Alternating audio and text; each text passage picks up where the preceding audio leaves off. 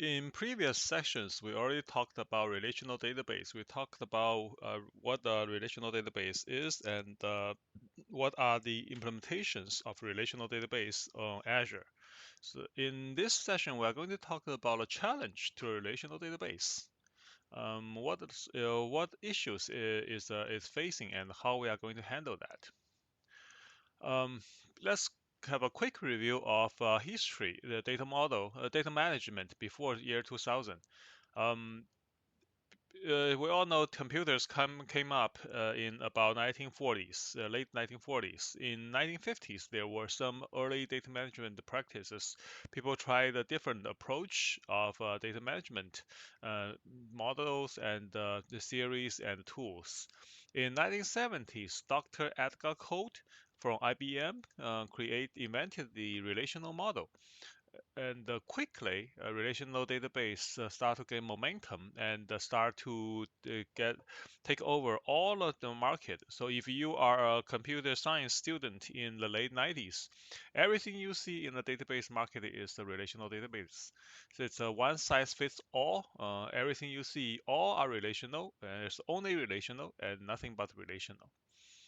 Around relational database, there was a very there is a huge ecosystem of data management tool evolves around it, from enterprise applications to ETL to analytical tools, everything due to the dominance of relational database. Relational database gains some popularity, in my opinion, mostly because it's built on top of a solid foundation of relational algebra. It's not only deriving from business requirements. If you derive only from business requirements are always changing, right? And it's very subject to interpretation.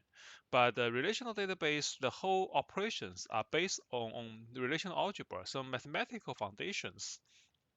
Because there is such a mathematical representation, there is a generic model that can fit into many different scenarios. There is a mathematical way of interpreting the real world and map them into mathematical principles. And the mathematical nature of relational algebra also makes it possible to have a simple but universal operating tool across different vendors, which is the structured query language or SQL. So there is a full ecosystem evolved with established vendors in the community. The theory and the tool of relational database are well understood, and there's a very big user case. If you are choosing a tool, of course you want to choose a tool that everybody has been using. Everybody's using, so it's cheaper, easier to find help. It's cheaper to find replacement, and it's cheaper to find someone supporting that, right? Or vendors, either vendors or human beings that supports your system. So that's no wonder everybody is picking up on relational database for such a long time. Um, there's a huge ecosystem evolved around a relational database. There's a front-end application. People defined architectures. We mentioned three-tier, but at that time there was also like two-tier, four-tier. These days it's more stabilized around three-tier, right? Then there's the ETL tools, extraction, transformation, and the loading. Then there's business analysis and business intelligence tools. All these evolved around the relational database. At its core, it's all about relational database. It's at one point it's almost interchangeable. The term relational database was almost interchangeable with data management. It's all the data management practices were built to optimize relational operations or SQL. You're using SQL, mostly using SQL as the main language. And all the relational database at that time was built on top of some individual server. And you have a dedicated software, hardware that just utilized for relational databases. So let's look at some implementation details of relational database, how it's achieved. to how it's implemented. To understand, in the next few slides, we will talk about the limitation due to the implementation. In relational database, data is stored in disk, and when you store data in hard disk, uh, all hard disk operations are block based, which means you are not reading, because the hard disk is a magnetic device or solid state device for a long time. So you cannot just read one bit or one byte out of the hard disk. You have to read, if you want to read something, you need to read the whole block, like a bunch of the bits and bytes sitting together in a hard disk. So similarly, data is stored and read and write in disk block format. Uh, it can be row-oriented or column-oriented, which means if it's all row-oriented, then the whole row is stored in a block, and if it's column-oriented, then the whole column is stored in a block. And even worse, in the whole block, it could contain multiple rows or columns. So here is an example of a storage. When you read from or write to a disk, you have to read into memory the whole chunk, which starts with some metadata, page header, and the special registrations. Then with multiple rows in this block. So when you read a row, you have to read a whole block. And if you need to update or insert, you will make change here. Write the whole block back, which means you will also overwrite other rows if it's stored this way. So remember, this is a block operation. Whenever you operate against multiple rows. Maybe you are only changing one row or inserting a new row, but the reality is you will write your write operation will touch many different rows or columns depending on how you store it. So memory operation, it's a all memory operation, right? You will read your data block from hard disk, make change to one or two rows, and write in memory, and write this back from memory to hard disk. So there is an issue with this approach, okay, which is called ACID. To understand that, let's look further here. How you will do data swapping. Data is stored in block. Updating one record requires the reading and writing of the entire block, which will impact other record. What if two users are operating at the same block at the same time? If I have one user reading the same block and the same block here, right? Let's say there's only one block. Two people are reading the same block, and then one user make one modification, another user make another modification, and then both write back. If their modifications are different, the problem is the time when you read, the block has not been changed. It was in the previous state. Once it's read into the memory and you make modification, there are two different states. User state 1, user state 2. When both users try to write this back, what will be the end state? Would that be user state 1 or user state 2? The answer is it depends. It depends on who wrote later, right? The first one written back will be overwritten by the next one. So this is definitely something that you could. It's a random process. This is something that we cannot allow in our system. In order to be so it's in simple, all these operations are done in a computer, and in a computer world, we have to use a deterministic approach to that's the only way we can have a Turing machine, right? So we have to have a way of determining which one is the written back, which one is the end state. Otherwise, this is in conflict with the whole design principle of the computer system. So what would that be? In order to ensure there's the consistency and the dependency, To support this deterministic nature of operation, we have to follow a set of rules called ACID: atomicity, consistency, isolation, and durability. So what these assets are actually pretty complex, and we're not going to discuss that. But just based on the name here, you can see it's about isolation. Operation has to be done in an isolated way, right? You and I read and update two rows. This operation should looks like they are isolated. Consistency. No matter how I read, it will be consistent.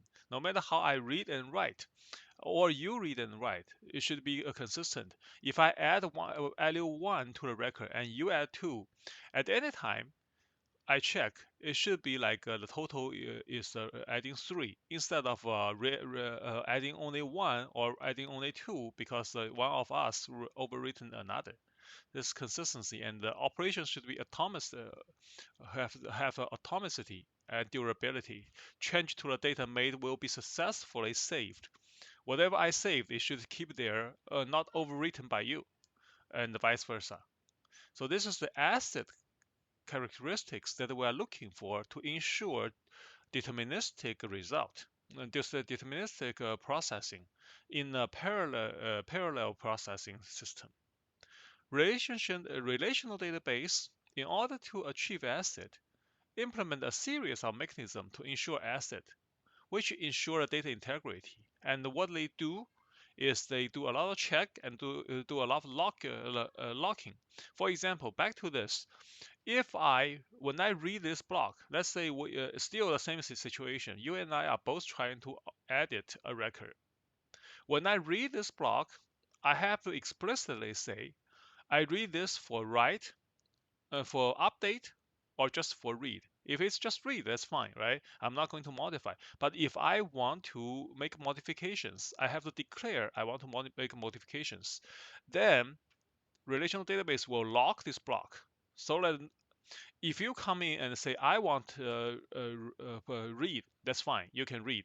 But if you want to write update too, you have to wait until I finish. Or if you come earlier, I have to wait until you finish. So this is what we call lock, write lock or the read lock, depending on what situation you are in. There are like many scenarios of this read and write parallelism. And if you are in the database administrators class, you will learn much more about it. But here, I think for us, the point is relational database implement a series of mechanism like logs, like competitive computation resolving mechanism. This will ensure the data integrity and ACID compliant, but this will inevitably hurt the overall performance.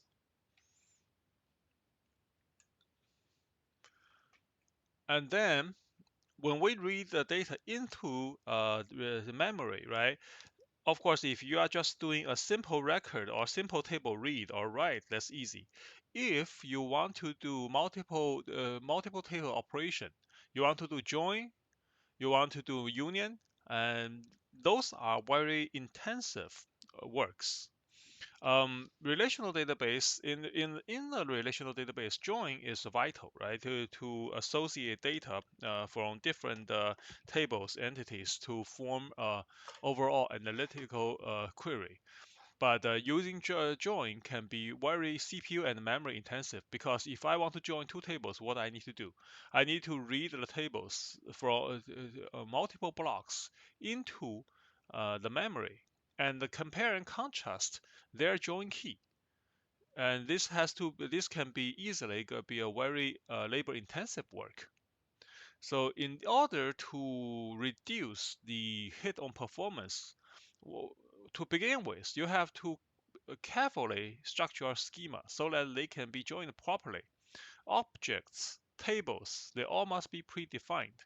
Then if the performance doesn't fit really into your need, you need to design your index and query. So index and queries are like how are you going to align your data so it's easier to get data, right?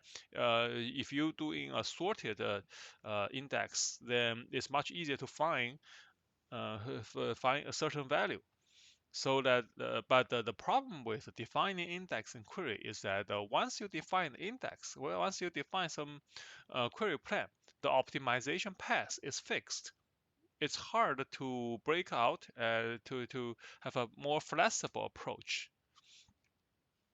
So you may also need to have some like memory buffer for frequently accessed data. But once you have the word buffer, there will be issues with process with caching. Anytime you have a caching issue, there's always a potential of a parallel of of all the transactional issue challenges facing the facing the parallel processing. Just like what we see when we talk about an asset, right? So challenges for relational database, the challenges from within start with rigid schema and format.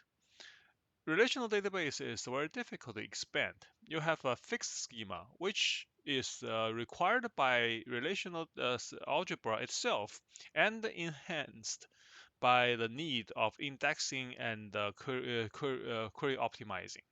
It's not optimal for sparse data, right? And when there's a sparse data like social networking tags, social networking, for example, if you go to Twitter or right now it's called X, some hashtags can attract a lot of reaction, but sometimes most of the hashtags will have much less response. This is a sparse data, typical sparse big data. You have a huge peak of utilization for a very small amount of tags or certain fields, but you have a very long tail, very flat, small tail, very long and flat tail for the rest of tags. So this is sparse data, and the relational databases are not good in handling this sparse data. They are more geared towards some more uniform data. Also, it's complex. It's costly to maintain complex relationships, especially for join. If you want to handle join is generally the most expensive operation. Then, in order to do asset control, this asset control is a double-edged sword. For one thing, it ensures data consistency. It makes you able to handle a lot of distributed processing and parallel processing. But on the other hand, to resolve the conflict between different transactions, you have to implement log, you have to implement a competitive resolution strategy. These can be costly, can cost you some resources because when you lock a block, right, nothing can be done by other people. Other people have to wait. It becomes a one-person serial, which is not distributed anymore. And finally, at that time, like between before year 2000, the relational database are all implemented in single server or multiple closely coupled servers. It's very difficult to scale. It's where there's one single point of failure. If the server fail, the whole system down. So in order to, these are the issues that we face within, right? There's also a challenge from outside, which is the big data challenge. Why do we mention the year 2000 as the uh, breaking point? Because around that time, the term big data comes in. The phenomena of big data comes in with the popularity of internet. Big data brings a big challenge. That's the challenges to our relational database from outside. Big data is introduced by the wide adoption of internet, like such as Google, Facebook, all that, Amazon, all these internet giants. It makes the issues in relational database worse if it's just not it's more apparent if not worse, right? So those issues are already there, but when you only have a small amount of data generated from well-defined enterprise software, that's tolerable in most cases.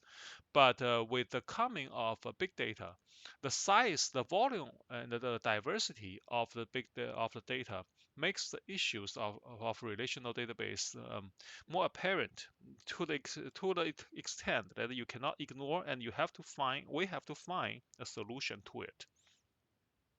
The characteristics of big data usually is categorized as three V's: volume, variety, velocity. If you Google the V's of big data, you may see sometimes people say 5 V's, 6 V's, 7 V's, but essentially the fundamental three are these three. The fundamental ones are these three V's: volume, variety, and velocity. Number one is, of course, the volume. It's called big data for a reason, right? There is exponential growth of data. In the very beginning, before year 2000, all data generated are enterprise data. Those are business data, like e-commerce, like I'm sorry, not e-commerce, like a transactional system, like accounting system, customer relationship management system. All those are enterprise data. They are generated by some well-defined applications, the established applications.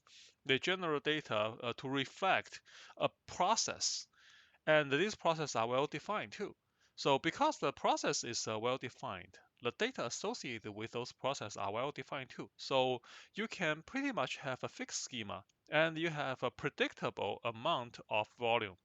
By the time when you have your system up and running, you pretty much have a good guess of how many transactions you are going to have each second, and what's the data volume you are get. It's predictable. It's manageable. Relational database, even has with some issues, can still handle all these. But then the phase two comes when internet start to get into people's life. There's a bunch of business consumer interaction, and this quickly expand. For example, website search, online shopping, website search like Google, online shopping like Amazon. Um, these things will generate a whole lot of more data than the enterprise data, and this is keep on increasing. And the worst part is yet to come, which is the phase three: consumer and the device generated data. Consumer generated data like social media, like we all have a Facebook account, and some of you have other social networking, like social media account like YouTube uh, or Twitter, right? So everybody knows, like everybody's generating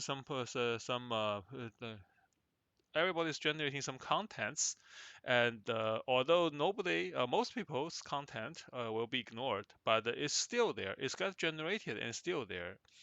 And then there's also device generated data. Every the cell phone, every like your personal smartwatch are generating data these days, right? Like especially if it's the smartwatch is measuring your blood pressure, your heart rate, uh, your body temperature or whatever it is, and sending this to somewhere, and people are taking pictures and sending pictures, to playing songs. All this information, not only the content itself, but also the description of the content. For example, where am I? When and where am I taking this picture? Some people will be interested in knowing that okay, so this guy every day go to a certain place for coffee. So this information may be useful for a company to promote their service, right?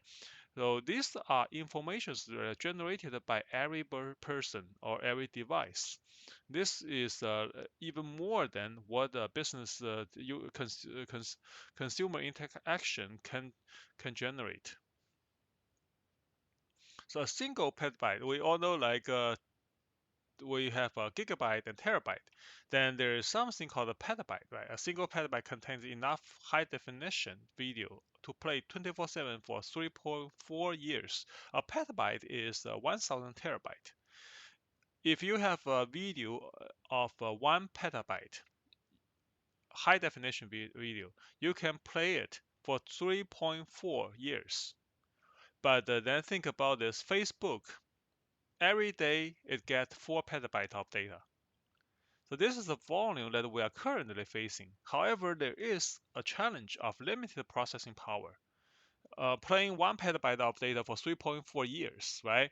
That's only the simplest thing. How about storage? Normally, these days, the laptops have a 1 terabyte disk, which is not uncommon, but still it's already more than a lot of people's laptop, especially school laptops, right? And then a regular server easily, if you remember when we provision virtual machines, usually we start at 30 gigabyte, and production server usually goes to 100 gigabyte, 200 gigabyte, and maybe 10 terabyte is already a huge number. Then there are specialized server for data processing, like the one I put here, Teradata specialized server. I get it from Teradata website. A specialized server, each node have 112 gigabyte RAM. You can expand that to 1 terabyte of RAM, greater than 5 terabyte of disk. If you have a cluster of 16 such nodes to form a specialized cluster, you will have like 8 to 16 terabyte of memory, and greater than, definitely more than like 30 terabyte, up to 30 uh, petabyte, right? This is achievable, but still costly. This will cost you 15,000 per month per node and $200,000 per cluster. And what can these do? 30 per petabyte is less than 10 days, is less than 8 days of Facebook's data, right? So you spend so much money just for that amount of 8 days of the Facebook data. So this is a volume challenge. How do you handle this by utilizing the servers? And how do you handle this by handling by utilizing relational database? Then there's the variety challenge, because not all data these days has a schema. In the old days, when you have enterprise application, like we said, those business processes are well defined, so the data schema is well defined. But these days, a lot of consumer interaction, customer to customer interactions, there's no schema defined. A lot of them are natural language, posts, comments, like, dislike. These are, there's no fixed schema for it. Then there's image, audio, video. People take pictures, take videos, and post them. There's no schema for these things. And even without those, even regardless of this unstructured data, the remaining of the data does not have a fixed schema either. Human interactions, right? Like, comment, you can somehow define them as just strings or bits, but then there's hashtag. They're sparse, not even. Like we said, there might be some hashtags that quickly gain momentum and get maybe probably half a billion um, followers in a short period of time. But then most of the hashtag just sitting there idle. Nobody cares. Only 1 or 2 likes from your parents. So this sparse and uneven nature make it very cost inefficient to store and to process. We mentioned this before, but there are 3 types of data schema. There's a structured, predefined, fixed schema. Most relational databases are like that. There's also unstructured data like video, audio, image, and there's semi-structured data, predefined but flexible. Which means it's similar to a JSON file. I think all of us have already seen some JSON file before. You can have a JSON file consists of key value pairs. So when you have a key value pair, you know the schema. So the schema is known. You have the keys, but the order of the keys are not predefined, and they are not necessarily required. Most of them are optional. You can have a first name, last name. You can have is alive. Maybe then you have a spouse and the children both could be optional, right? So, and you can have last name first, you can have is alive first, and so all these are possible. So there is some kind of a schema, but it's flexible. It's not something fixed that you can predict. And finally, this is the velocity challenge of fast delivery. Today's application must deliver contents in a much faster, even near real-time manner, like fraud detection. And sometimes when you make a, for example, if I once drove to New England for business, and halfway through that I went to went to a shop, first time being there, purchased something. Like after 10 minutes, the Bank of America called me saying, "Oh, sir, you used your credit card in a place you've never been before. Is that you?" So, which is of course pleasant surprise and happy to know that someone is helping monitoring. So, give a kudo to Bank of America on this. Um, but this pretty much requires near real time, right? Monitoring, like 10 minutes or maybe half an hour will be good enough. But of course, the faster the better. But in the old days, if you run some batch processing of enterprise and checking that every day, it will take about like one full day, 24 hours later, you get the issue, you get the warning. But by the time it's probably too late. You have to go through a painful argument process. Then there's also sensor, right? Flood monitoring. A county in, I forgot whether it's California or Texas, implement something like that. That they have sensors around in their river basin, measuring the height of flood.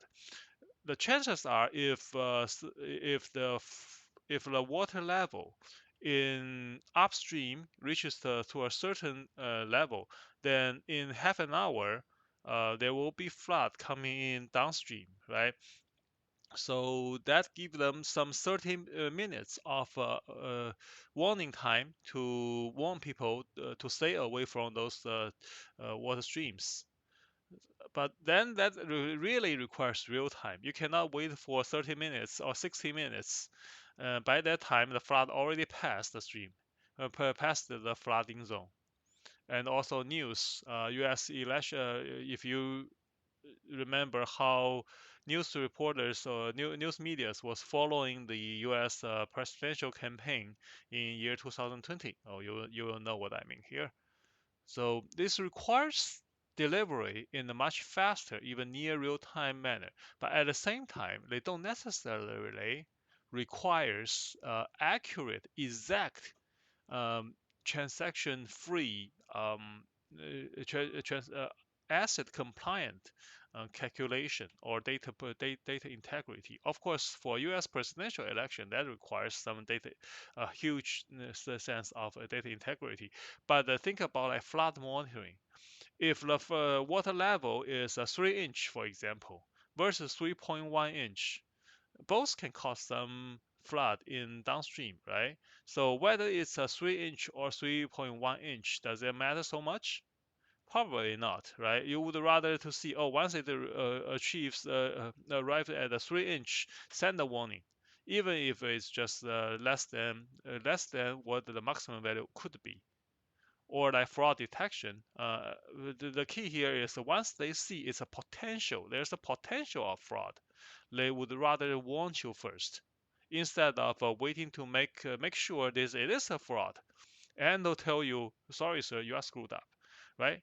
So it's a different mindset that you would like to take the challenge of velocity. You want to process it faster rather than getting exactly accurate data processing before you confirm the acidity, ACID characteristics of your processing. So all these